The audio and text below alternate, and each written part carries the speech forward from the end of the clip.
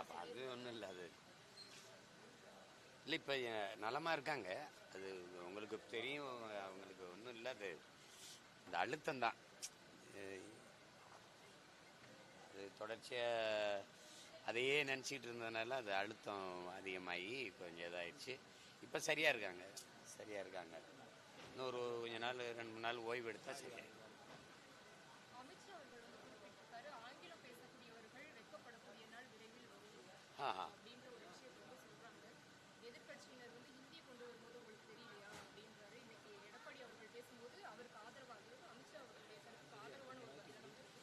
இல்லை, ஐயா எடப்பாடி ஐயா அவங்களோட கூட்டணி வச்சுருக்கும் போது அந்த கருத்துக்கு கருத்து பேச முடியாது.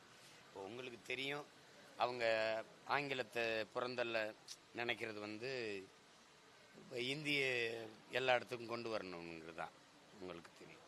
இப்போ நமக்கு ஒரு கெடுவாய்ப்பாக யாரும் ஆங்கிலத்தை விரும்பி கற்கலை. வெள்ளைக்காரன் நம்மளை ஆண்ட காலத்தில் அவன் உருவாக்குனதான் இந்த நாட்டு கட்டமைப்பு. நம்ம பல்வேறு நிலப்பரப்புகளாக பிரிஞ்சு வாழ்ந்துக்கிட்டு இருந்தோம்.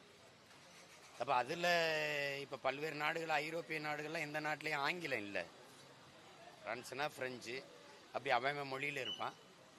தொடர்புக்கு கூட அதை பயன்படுத்திக்கிற மாட்டாங்க. நமக்கு ஒரு தொடர்பு மொழியாக ஒரு கெடுவாய்ப்பாக நமக்கு ஒரு இந்த ஆங்கிலம் தேவைப்படுது. இப்போ நீங்கள் தெலுங்கில் இருக்கீங்க, அவர் கன்னடத்தில் இருக்கிறார், ஒரு மலையாளத்தில் இருக்கார், நான் தமிழில் இருக்கிறேன்னா நமக்குள்ள ஒரு தொடர்பு மொழி தேவைப்படுது. அதுக்கு நம்ம ஆங்கிலத்தை பயன்படுத்திக்கிறோம். அவரவர் மொழி அவரவருக்கு ஒரு தொடர்பு மொழி, அப்படி தான் கட்டமைக்கப்பட்டது. இப்போ இவங்க அவங்க தாய்மொழியை கொண்டு வரணும்னு நினைக்கிறாங்க. இப்போ மும்மொழி அப்படின்னு ஏற்போம். மும்மொழி சரி ஏற்போம். எம்மொழி எங்கே இருக்கிறது? எம்மொழியே இல்லாத இன்னொரு மும்மொழிங்கிறத நம்ம ஏற்க முடியல. ரெண்டாவது அதுதான் இங்கே இருக்கிற பிரச்சனை. நம்மளுடைய கோட்பாடு கொள்கை மொழி அவரவருக்கு அவரவர் தாய்மொழி தான் இருக்கணும். ஆந்திராவில் தெலுங்கு இருக்கணும், கர்நாடகாவில் கன்னடம் இருக்கணும், எனக்கு தமிழ் இருக்கணும். தொடர்பு மொழி, ஒரு கம்யூனிகேஷன் லாங்குவேஜ் அப்படின்னு ஒரு பயன்பாட்டு மொழி ஆங்கிலம் அப்படின்னு வைக்கலாம். அதையும் கொள்கை மொழியாக ஆக்கிக்கிட்டு இருக்க முடியாது. இல்லை, பெத்தவ ஒருத்தி தானே இருக்க முடியும். எத்தனை பேரையும் அம்மானு கூப்பிடலாம், ஆனால் பெத்தவ ஒருத்தி தானே இருக்க முடியும். அந்த ஒருத்தி யாருன்னா எனக்கு தமிழ், உனக்கு தெலுங்கு, அப்படி தான் வச்சுக்கிறணும். அதை விட்டுட்டு அவங்க இந்தியை கொண்டு வரணும்னு நினைக்கிறாங்க.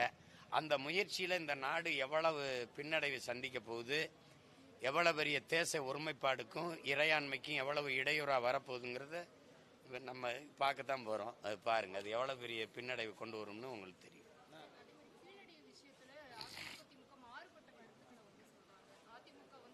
தங்கச்சி, அதெல்லாம் உங்களுக்கு இதே எங்கள் அண்ணன் பாண்டியராஜன் மாப்பா பாண்டியராஜன் இந்திய நாகரிகம்னு பண்பாடுன்னு சொன்னது இருக்கா இல்லையா? இந்திய பண்பாடுன்னு சொன்னார். இந்திய நாகரிகம் சொன்னவர் அவர் தான். அதை எதிர்த்து அறிக்கை கொடுத்தவன் நான். மறுபடியும் ஐயா எடப்பாடி முதலமைச்சராக இருக்கும்போது அவரை போய் சந்திச்சு, ஐயா அண்ணன் பேசுறது தப்பு, இது நல்லா இல்லை அப்படின்னு சொன்னபோது, இல்லை நான் சொல்கிறேன், இனிமேல் பேச மாட்டாருன்னு சொல்லி மறுபடி மாற்றினாங்க. இவங்க திராவிட நாகரிகம்னாங்க, அவங்க இந்திய நாகரிகம்னாங்க. அம்மா நிர்மலா சீதாராமன் என்ன சொன்னாங்க? இந்திய நாகரிகம்னாங்க. ரெண்டு பேருக்குமே இந்த பெருமையை, இந்த உண்மையை ஏற்க மனசில்லை, இந்த பெருமையை தமிழனுக்கு விட்டு கொடுக்க மனசில்லை. இவங்க ரெண்டு பேரும் இந்த எடுத்தாங்கல்ல, அந்த பொருளை முதல்ல எங்கே கொண்டு வச்சாங்கன்னு நினைக்கிறீங்க? எல்லாம் பெங்களூருக்கு போச்சு. நான் போய் பார்த்துட்டு சத்தம் போட்டேன், என்னதை எடுத்துகிட்டு போய் பெங்களூரில் இருக்கா கொண்டு வைக்கிறேன் நீனு, இங்கேயே ஒரு அருங்காட்சியகம் கட்டி வைக்க முடியாதா அப்படின்னு. ஒரு அடிப்படை கேள்வி தான். இவ்வளோ பெருமை பேசுறீங்கள ரெண்டு பேரும் என்னதுன்னு. யாராவது நீங்கள் வரலாற்றில் 2 ஏக்கரில் ஒரு இனக்குழு கூடி வாழ்மா தங்கச்சி? குறைஞ்சது 300 ஏக்கர் 400 ஏக்கர் 500 ஏக்கரில் தான் கூடுவான். ஒரு கிராமம் எவ்வளோ பெருசில் இருக்கு சொல்லுங்க? ஒரு கிராமத்தில் எவ்வளோ பெருசில் வாழ்வான் ஒரு கிராமத்தில் குடியிருப்பு? 2 ஏக்கரில் இருக்கிற மனித வாழ்விடம் இருந்திருக்குமா? நீ ஏன் 2 ஏக்கரை தோண்டிட்டு நிப்பாட்டிட்ட? எவ்வளோதான் என் நாகரிகமா? அங்கே இருக்கிற ஒரு 200 ஏக்கர் 300 ஏக்கர் பரப்பளவு தோண்டிப்பாரு, என் தொன்மம் தெரியும்ல. நீ சும்மா ஒப்புக்கு தோண்டிட்டா தெரிஞ்சு போச்சு இது தமிழங்க, நீ இது அந்த பெருமையை விட்டுறக்கூடாது அப்படின்ட்டு ரொம்ப நெருக்குனீங்கன்னா, ஆமாம் 5500 ஆண்டுக்கு முன்னாடி தமிழர்கள் இரும்பை பயன்படுத்தி இருக்கிறார்கள். அப்புறம் இங்கிட்டு போனால் தமிழ் அறிவியல் மொழி இல்லை என்றே. என்னங்கடா உங்களுக்கு ஒரு பிரச்சனை என்ன? இந்த பெருமை எனக்கு வந்துடக்கூடாது. தமிழன் மூத்த குடி, உலகின் தொன்மையான மொழி தமிழ், உலகின் மூத்த இனம் தமிழ் இனம்ங்கிற பெருமை தமிழனுக்கு வந்துடக்கூடாது. அது தவிர உங்களுக்கு என்ன இருக்கு?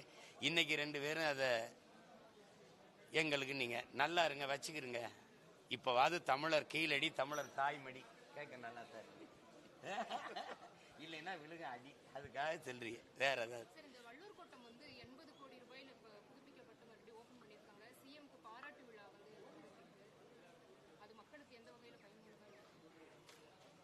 வள்ளுவருக்கு கோட்டம் இருக்குது, செல்லம் இருக்குது. குறள் படிக்க ஒரு கூட இருக்காங்கிறது என்ன பிரச்சனை? குறள் படித்து அதன் வழி நடக்க இன்னைக்கு வாய்ப்பு இருக்கா? அது இருக்கா? வள்ளுவ பெருமகனார் நமக்கு தந்தருளிய மறைமொழியில் இல்லாத வாழ்வியல் நன்னறி உலகத்தில் எங்கேயும் இருக்கா? ஆனால் அதுக்கு வாய்ப்பு இல்லையே தங்கச்சி. தமிழ் படிக்கவே வாய்ப்பு இல்லாத ஒரு சூழலை உருவாக்கிட்டு அரசு பள்ளியில தான் இருந்தது, அதுவும் இல்லை. இப்போ அதுவும் ஆங்கில வழியாக மாற்றிட்டீங்க எல்லாத்தையும். அது சரி, வரவேற்போம். நாளைக்கு இப்போ இந்த பாஜக நடத்துகிற முருகர் மாநாட்டில் யோகி ஆதித்யநாத் கலந்துக்கிறதா சொல்லியிருக்கிறாங்க சார். அது எப்படி வரவேற்பு?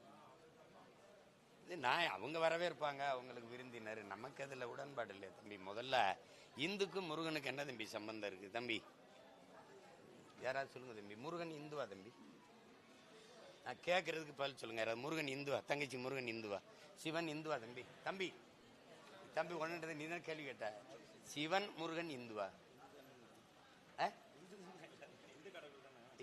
எப்ப இந்து சொல்லு? நீ ஒரு முடிவுப்பா. தமிழ்